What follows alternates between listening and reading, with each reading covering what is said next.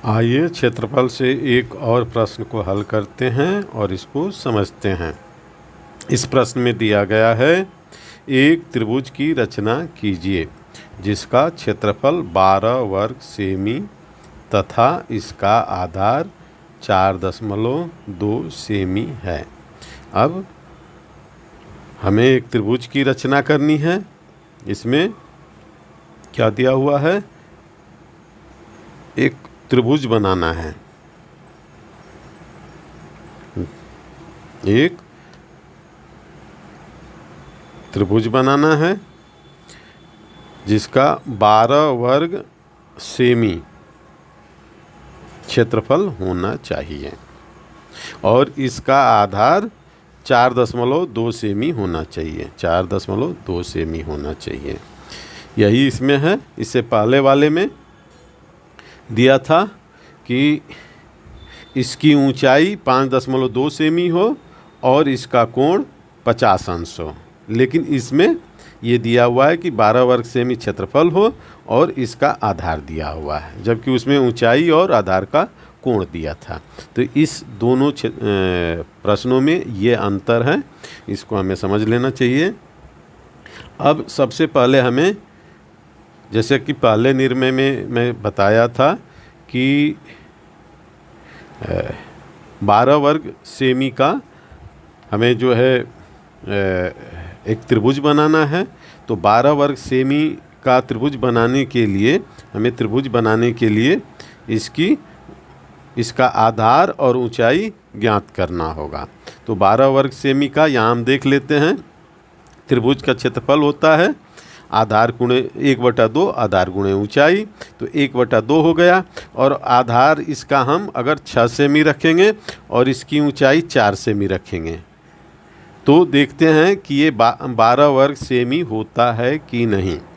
यहाँ पर रख लेते हैं और देखते हैं। यहाँ पर 6 गुणे 4, अब इसको काट दिया तो यहाँ 3 हो गया। अब 3 गुणे 4, अब 12 वर्ग सेमी ये हो गया। तो हम इस प्रकार इसकी ऊंचाई 4 सेमी रख सकते हैं और इसका आधार 6 सेमी रख सकते हैं। हमें ये बात को भली बात समझ लेना चाहिए कि यदि पेपर में 5 वर्ग सेमी का देता है तो आधार और ऊंचाई कितनी बनानी होगी, 9 वर्ग सेमी का देता है तो इसकी आधार ऊंचाई कितनी होगी, और 12 वर्ग सेमी का होता है तो इसकी आधार और ऊंचाई कितनी होगी। तो ये आप समझ गए हैं। हम पहले एक त्रिभुज बनाएंगे जिसका आधार 6 सेमी और ऊंचाई 4 सेमी हो।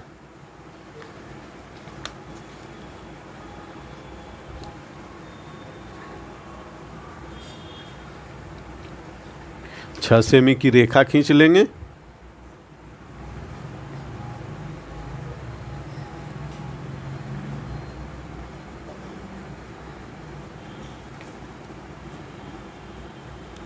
छह सेमी की रेखा खींच लिया।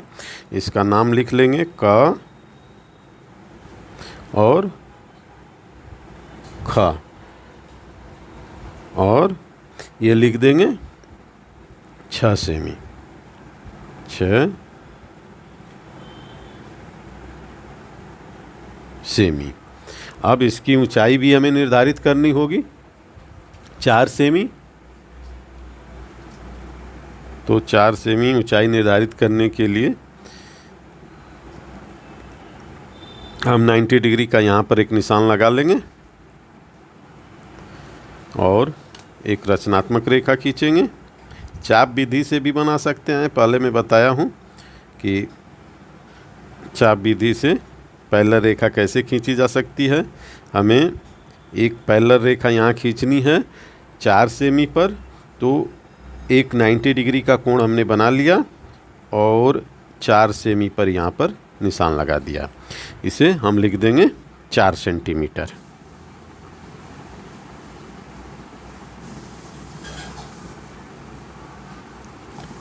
अब एक समांतर रेखा खींच लेंगे क ख पर सेट स्क्वायर को रखेंगे। इसको ले करके जाएंगे यहाँ ऊपर, जो कि हमने 4 सेंटीमीटर का निशान लगाया था।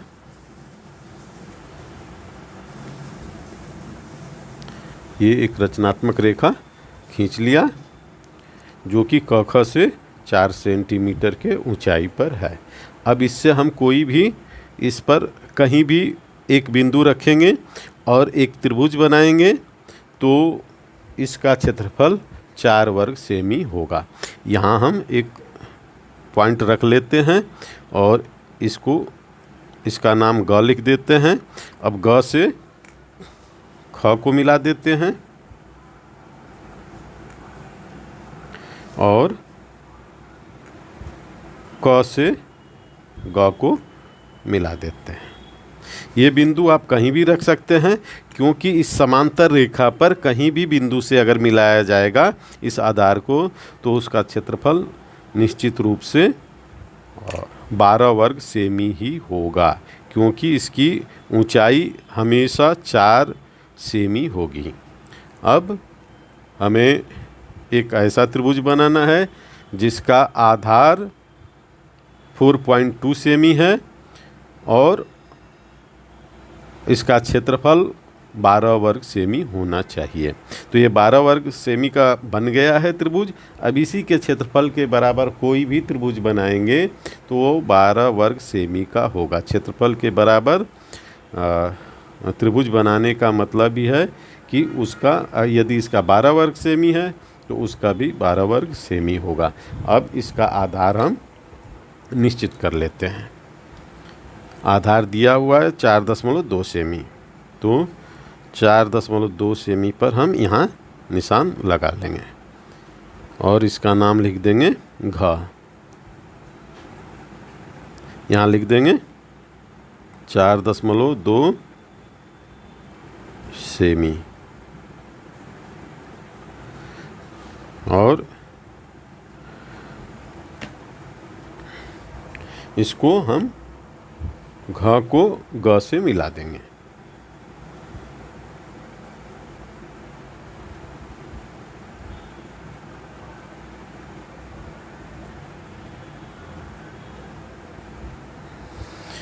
अब ग रेखा को ऊपर बढ़ा लेंगे।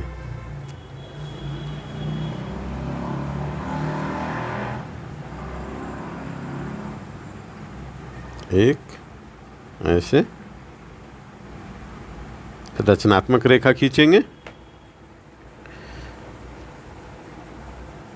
घ के समांतर बिंदु ख से रेखा खींचनी है तो सेट स्क्वायर को रखेंगे इस पर। सेट स्क्वायर को हमेशा नंबर की तरफ ही रखना चाहिए। ये नंबर इधर लिखा हुआ है, इधर लिखा हुआ है और इधर कोई भी नंबर नहीं लिखा हुआ है, तो सेट स्क्वायर को हमेशा नंबर की तरफ ही रखना चाहिए। अब यहाँ हम स्केल को ऐसे लगा लेंगे और इसे ख बिंदु तक लेकर जाएंगे और रचनात्मक रेखा खींच लेंगे।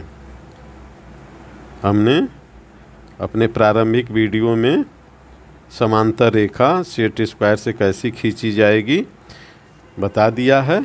यदि यहाँ नहीं समझ में आता है तो उसको एक बार ज़रूर देखिए, जिससे कि समांतर रेखा खींचने में आपको कोई समस्या उत्पन्न ना हो, क्योंकि प्रत्येक निर्णय में कई बार समांतर रेखाएं खींचनी होती हैं। अब हमने समांतर रेखा खींच लिया है और इसका नाम हम लिख देंगे च। लिख दिया है। च और घ को अभिष्ट रेखा में मिला देंगे। च घ को अभिष्ट रेखा में हमने मिला दिया है और अब इसे भी हमें अभिष्ट करना पड़ेगा।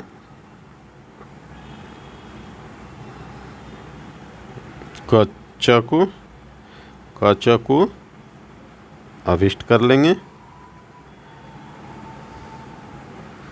इसको हमने अभिष्ट कर दिया और यहाँ इसका आधार क घ है। क घ जो कि 4.2 सेमी का है, इसे भी अभिष्ट कर लेंगे। इससे ये स्पष्ट हो जाएगा कि क घ च अभिष्ट त्रिभुज है जो कि क्षेत्रफल में क ख ग के बराबर है। बस यही रचना करनी थी और ये निर्णय भी तैयार हो गया है। कई बार कई छात्रों का प्रश्न होता है कि क्या इसकी रचना विधि लिखनी है, तो रचना विधि भी लिखना बहुत ही आसान होता है। आप जैसे जैसे कार्य किए हैं और निर्णय बनाते समय जैसे मैं बोलता हूँ रचना विधि ही बोलता हूँ, आप लिख सकते हैं। लेकिन पेपर में लिखने के लिए नहीं आता है, और पेपर में जब तक ये लिखने के लिए ना आए कि इसकी रचना विधि भी लिखिए, तो आपको उस रचना विधि लिखने की आवश्यकता नहीं होती है। इसलिए रचना विधि लिखने की आवश्यकता नहीं है।